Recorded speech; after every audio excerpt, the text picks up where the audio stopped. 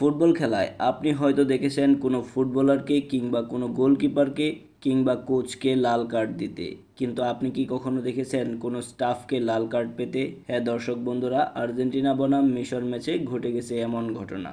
ভিডিওটিতে দেখা যাচ্ছে আর্জেন্টিনার সর্বকালের সেরা ফুটবলার লিওনেল মেসির দিকে উত্তপ্ত বাক্য বিনিময় করছে মিশরের কোচ এবং স্টাফরা।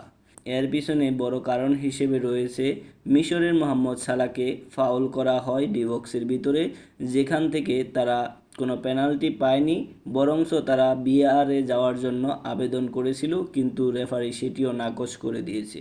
এর জন্যই মূলত মিশরের প্রধান কোচ এবং স্টাফরা উত্তপ্ত হয়ে যায় এবং লিওনেল মেসির সাথে উত্তপ্ত বাক্য বিনিময় করে, এবং সেই ঘটনাকে থামানোর জন্যই রেফারি সামনের দিকে উঠে আসে এবং স্টাফকে লাল কার্ড দেখায়।